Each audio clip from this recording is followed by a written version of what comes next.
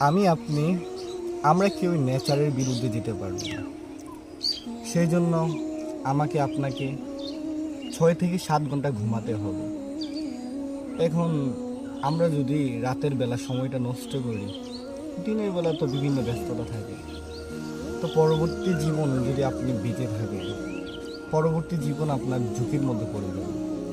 প্রত্যেকটা ব্যক্তির প্রত্যেক দিনের মধ্যে 6 থেকে 7 ঘন্টা ঘুমানো উচিত।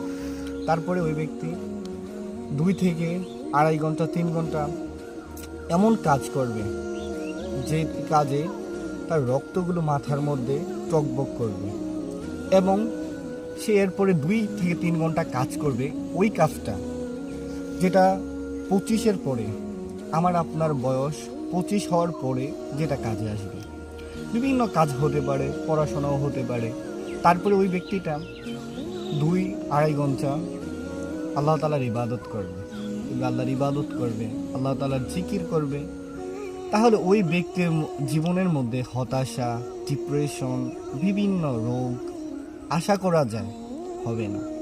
এই রুটিনটা মেনে যদি চলে কেউ, তার জীবনে অবশ্যই সফলতা আসবে ইনশাআল্লাহ। আমরা কেউ নেচারের বিরুদ্ধে যেতে পারবো না। সেই জন্য আমাকে আপনাকে 6 থেকে 7 ঘন্টা ঘুমাতে হবে। এখন আমরা যদি রাতের বেলা সময়টা নষ্ট করি, দিনের বেলা তো বিভিন্ন ব্যস্ততা থাকে, তো পরবর্তী জীবন যদি আপনি বেঁচে থাকেন, পরবর্তী জীবন আপনার ঝুঁকির মধ্যে পড়ে যাবে। প্রত্যেকটা ব্যক্তির প্রত্যেক দিনের মধ্যে 6 থেকে 7 ঘন্টা ঘুমানো উচিত।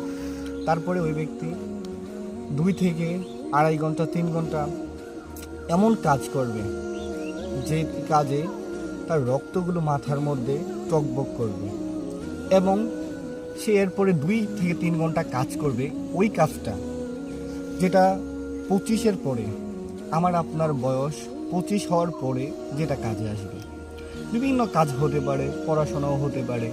তারপরে ওই ব্যক্তিটা 2-2.5 ঘন্টা আল্লাহ তাআলার ইবাদত করবে, আল্লাহর ইবাদত করবে, আল্লাহ তাআলার জিকির করবে।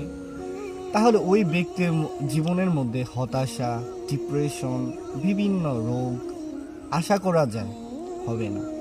এই রুটিনটা মেনে যদি চলে কেউ, তার জীবনে অবশ্যই সফলতা আসবে ইনশাআল্লাহ।